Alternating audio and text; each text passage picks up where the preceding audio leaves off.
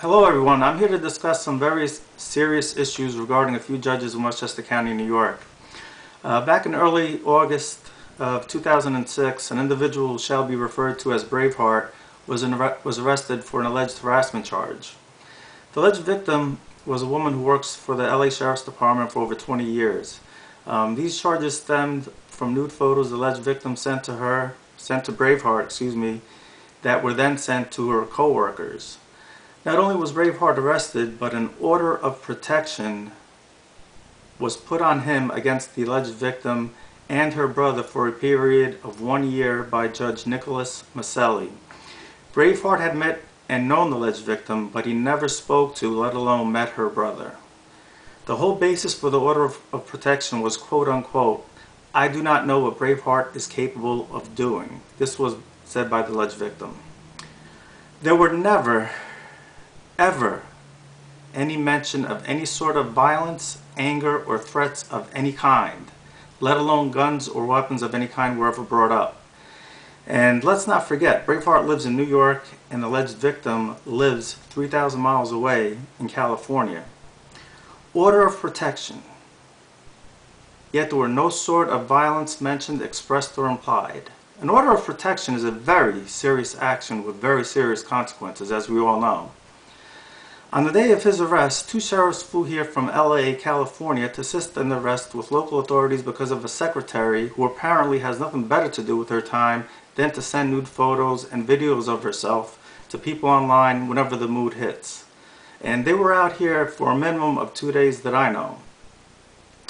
Now, not only did Braveheart have a warrant for his arrest and an order of protection put against him, but there was also a search warrant of his premises.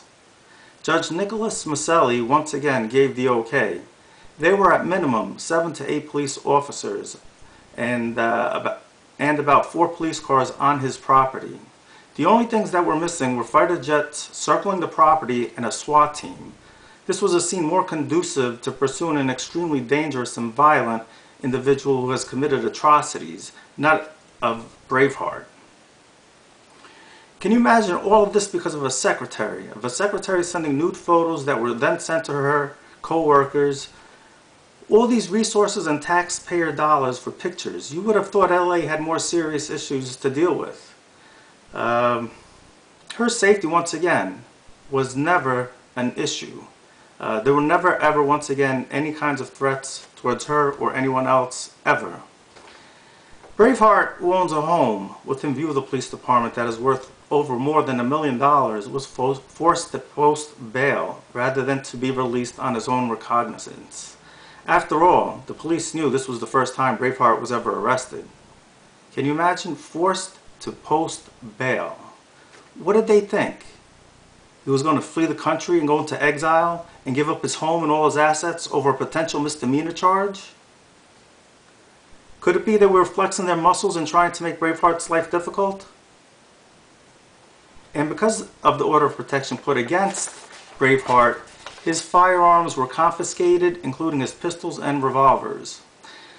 Braveheart ended up having his permit revoked by Judge Cacace, and when he reapplied 2 years later, was denied any firearm permit, including home premises, by Judge Jeffrey A. Cohen. Wow. Sure put a dent into Braveheart's life, didn't it? Is it possible that the police and judges were going to make sure Braveheart was going to get hammered for embarrassing one of their own? Nah, impossible. These sorts of things don't happen in real life. They are, after all, police officers and judges who are honorable and just and incapable of being biased, unobjective, or doing favors. Impossible. For the life of me, I don't understand why the Division of Internal Affairs or the Commission on Judicial Conduct exist. Can it be that it's a total waste of money and or resources that they exist? The charges of harassment were dismissed by the Honorable Judge Ponzini a year and a half later. You should have seen the looks Braveheart got that day by the policeman concerning him. You should have seen the looks. Interesting how the DA would not plea bargain with Braveheart.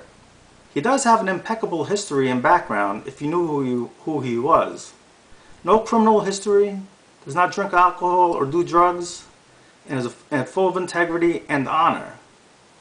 Once again, The DA wanted to make sure Braveheart got his.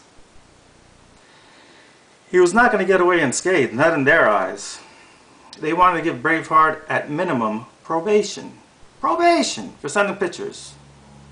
For the record, Braveheart cooperated 110% with everyone concerned in this matter and all matters. It's not like he was playing hardball or anything like that, or trying to make anyone's life difficult. He cooperated 110% with everyone concerned. Thank God there are still honorable judges, and the Honorable Judge Ponzini saw through all the BS that was going on. What has been said here is just a fraction of the whole story. I could spend a half a day and still not cover everything. If you would like to know more of what happened, you can type in Second Amendment in Westchester County, New York on YouTube, or just type in Judge Susan Cacace or Judge Jeffrey A. Cohen. Here on YouTube, we're very limited to, in time. We're only limited to like 10 minutes. So this is all I can say in this segment. Look forward in the future to seeing more segments, and thank you for listening in, and become involved. Become involved in politics, know what goes on in your community, and definitely support the NRA. God bless.